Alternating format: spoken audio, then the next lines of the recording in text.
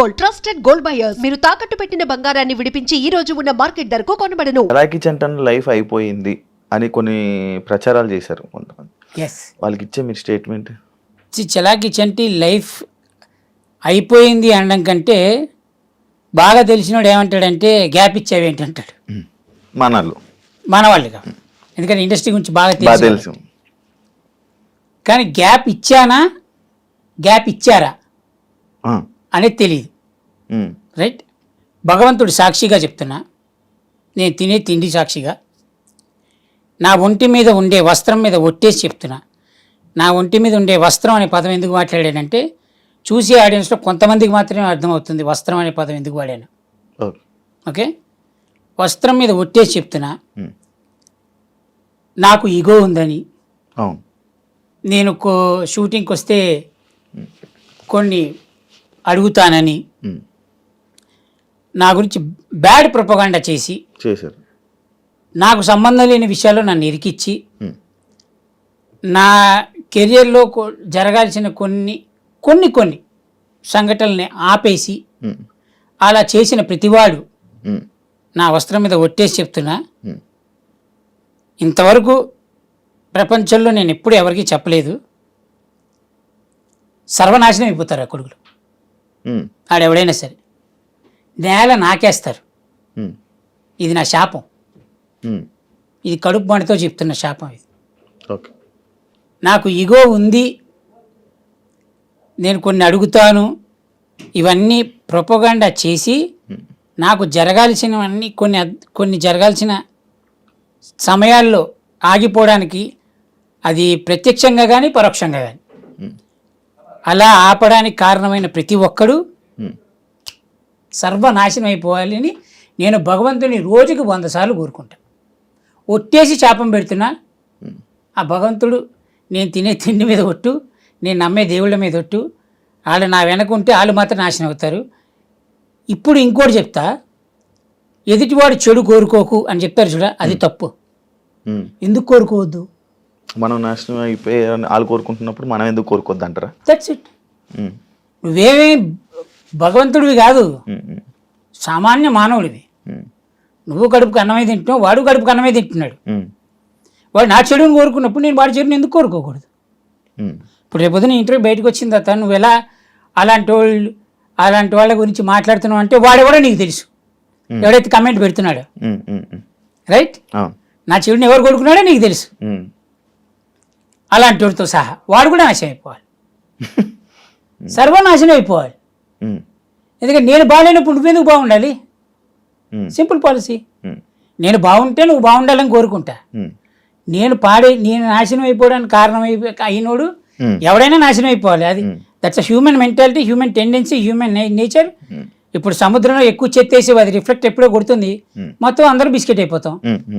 దాని సముద్రం తప్ప కాదుగా, నువ్వు వేసావు చెత్త, అది తిప్పి కొట్టింది. నేనంతే, అని ఆమె చెత్తేసాడు, నేను తిప్పి కొడుతున్నా. భగవంతుని అడుగుకుంటున్నా, వాడు నాశనం అయిపోవాలి, తొందరగా నాశనం చేయరా, అది నేను బతుకుండగానే చూడాలి ఆ నాశనాన్ని. నేను హ్యాపీ. చలాకీ చంటి వెండి తెరకి బుల్లి తెరకి గ్యాప్ ఇచ్చారా, వచ్చిందా? లైక్ ఎందుకు ఇవ్వాల్సి వచ్చింది ఇప్పుడు ప్రెసెంట్? అదే చెప్తున్నా మళ్ళీ సేమ్ అదే topic. Same topic. Okay okay. మనం ఏదన్నా ఓ సినిమా ఆఫీస్కి వెళ్తే, అవును, అది ఇప్పుడు యాక్చువల్లీ నేను అదే అడగబోతున్నా. ఏదైనా మనం సినిమా ఇండస్ట్రీలో ఉండాలి అని అంటే చాలా ఒక క్వశ్చన్ అది. సినిమా ఇండస్ట్రీలో ఉండాలంటే లేకపోతే కొంచెం సక్సెస్ అవ్వాలంటే సినిమా ఆఫీసులకి వెళ్ళి నాకు సినిమా అవకాశం ఇవ్వండి అని అడగడం కానీ లేకపోతే వాళ్ళతో మంచిగా ఉండడం కానీ జరిగితేనే వాళ్ళు ఇండస్ట్రీ కొంచెం సక్సెస్ అవుతుంది అంటారు. కానీ చలాకీ చంటికి ఏదో ఈగో అడ్డు పెట్టి కానీ లేకపోతే అడగడు, ఏం చేయడు అనేది ఒక టాక్ ఉంది. అక్కడ ఏంటది? ఈగో అడ్డు టాక్. అంటే నీకెవడో చెప్పాడు. అవును. ఇప్పుడు నీకుగా నువ్వు నాతో తిరిగితే నీకు తెలుస్తుంది. అవును. ఇప్పుడు ఎవడో చెప్పిన మాటలు నువ్వు నమ్మి నువ్వు నన్ను అడగకుండా లేదా నువ్వు నా గురించి తెలుసుకోకుండా నువ్వు ఎలా తీసుకున్నావు డెసిషన్? సింపుల్ ఫ్యాక్ట్, సింపుల్ చెప్తా. ఇప్పుడు నేను ఒక సినిమా ఆఫీస్కి వెళ్ళా, అక్కడ డైరెక్టర్ పరిచయం, డైరెక్టర్ని అడిగా, ఆయన 4 రోజులు డేట్లు ఇచ్చారు మనకి, కో డైరెక్టర్ని పిలిచారు, డేట్లు ఇవ్వండి అన్నాడు. కోడేటర్ అన్నాడు, నెంబర్ రాసుకున్నాను భయ్య, మీకు తొందరగా ఫోన్ వస్తుంది. ఇప్పుడు ఈ సినిమా పలానా సినిమా ఆఫీస్ నుంచి నాకు డేట్లు వస్తుందనే ఆశతోటి మనం బతుకుతుంటాం, రైట్? అది రాదు. అది ఎందుకు రాదు అంటే దాని వెనక 100 కారణాలు ఉండొచ్చు.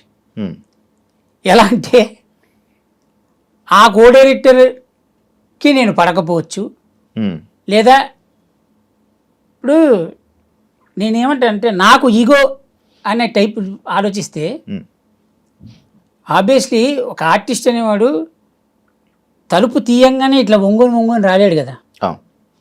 ఇప్పుడు ఆ ఒంగోని రాకపోవడం కోడైరెక్టర్ నచ్చకపోవచ్చు. నేను కోడైరెక్టర్ అనట్లే, జనరల్గా చుట్టుపక్కల మనిషి, దానిలో ఎవడో ఒకడికి నచ్చకపోవచ్చు.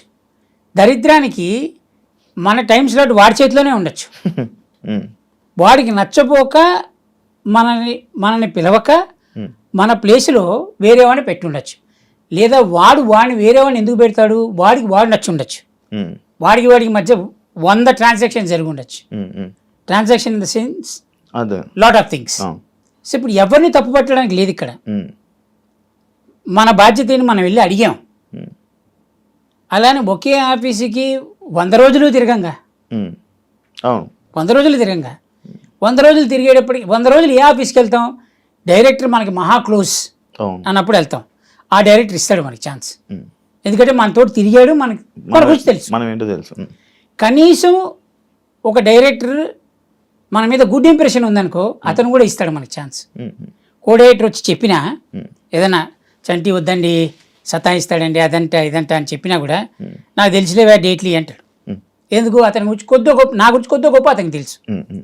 ఇప్పుడు కొత్త డైరెక్టర్లు వాళ్ళకి ఏం తెలుసు తెలియదు. ఇప్పుడు నేను కనబడింది, ఇప్పుడు నాకంటే ఏజ్ తక్కువ ఉన్నాడు, లేకపోతే నా తర్వాత ఇండస్ట్రీకి అసిస్టెంట్గా జాయిన్ అయ్యి ఇప్పుడు డైరెక్టర్ అయిపోయి హైలీ టాలెంటెడ్ డైరెక్టర్స్ అయిన తర్వాత అన్న చంటే నా బాగున్నావా అని పలకరించేవాళ్ళు కొంతమంది ఉంటారు. నేనేమనుకుంటా అంటే 2 సినిమాలు హిట్ కొట్టారు కదా అన్న చంటన్న అనేప్పుడు మనం ఏం ఫీల్ అవుతాం? భయ్యా ఎలా ఉన్నారంటాం. ఇప్పుడు భయ్యా ఎలా ఉన్నారని మనం పిలిచిన తర్వాత భయ్యా అవసరం లేదన్నా, నన్ను ఏదో పేరుతో నాకున్న పేరుతో పిలువ అంటాడు. అలా కాదు భయ్యా నేను లేదు వద్దన్నానా అంటాడు. ఇప్పుడు మనం పేరుతోటి పిలవడం మొదలెట్టాం. ఈ పక్కన ఉంటారు కొంతమంది. ఇప్పుడు ఈ డైరెక్టర్కి నాకు జరిగిన కాన్వర్జేషన్ వీళ్ళకి తెలియదు. నేను పేరుతో పిలిచిన రావడం వల్ల ఇది ఒక సంఘటన జరిగింది చెప్తున్నా. జరిగింది నేను పేరుతో పిలవడం వల్ల ఈ పక్కన టీం హర్ట్ అయిందంట, అందుకని క్యారెక్టర్ తీసేశారు. ఇంకా గొప్ప విషయం చెప్తా. ఒక డైరెక్టర్ ఒక సినిమాలో కమిట్ అయిన తర్వాత ఒక డైరెక్టర్ ఫాదర్ అక్కడ కూర్చొని ఉన్నారు. ఇప్పుడు అతను బోర్డు వేసుకోలేదుగా నేను డైరెక్టర్ ఫాదర్ని అని. మనం వెళ్ళాము నార్మల్గానే ఉన్నాం, ఆ పక్కన నుంచే ఉన్నాం. మనం ఆయన సిగరెట్ తాగుతున్నాడు, నేను సిగరెట్ తాగుతున్నాను. ఇప్పుడు ఆయన డైరెక్టర్ ఫాదర్ అని మనం తెలిస్తే మనం రెస్పెక్ట్ ఇచ్చి అయ్యో సారీ అంకుల్ అని మనం అటు వెళ్ళిపోతాం, లేదా అసలు అటు సైడే వెళ్ళాం. నా పక్కన నుంచి సిగరెట్ తాగి ఈడియం ఆర్టిస్ట్ క్యారెక్టర్ని తీసేస్తాడు ఎవడైనా? జరిగింది. పెద్ద సినిమా ఇది ఇలా చాలా జరిగాయి. నా ఒక్కడికి కాదు, ప్రతి ఆర్టిస్ట్కి జరుగుతాయి. ఇంకా ఏంటంటే భజన కొట్టినంతసేపు నువ్వు ఎన్ని లంగా లఫూట్ పనులు చేసినా యు ఆర్ గ్రేట్. భజన కొట్టకపోయి నువ్వు ఒక్క మంచి పని చేసినా అది వాడికి నచ్చలేదు అనుకోరా, నీ అంత గలీజ్గా ఇంకోలేడు. ఇది ఆర్టిస్ట్ లైఫ్. ఓకే. మూడోది ఏంటంటే అసలు నువ్వు ఎలా ఉండాలంటే ఇక మీరే దిక్కబ్బా, ఇక మీ వల్లే పుట్టుక నాది, నా జీవితం మీ వల్ల నడుస్తుంది అంతే. ఇక అసలు నేను నేల వేస్ట్ నీ నేల. మీరు నన్ను వజ్రంగా తయారు ఈ సినిమాతోటి డైరెక్ట్గా ఈ సినిమాలో క్యారెక్టర్ మీరు ఇవ్వడం వల్లే డైరెక్ట్ నంది ఆస్కర్కి వెళ్ళిపోతాను అన్నట్టుగా డైరెక్టర్తో బిహేవ్ చేయాలి. అప్పుడు నీకు ఒక అద్భుతమైన క్యారెక్టర్ పడుతుంది.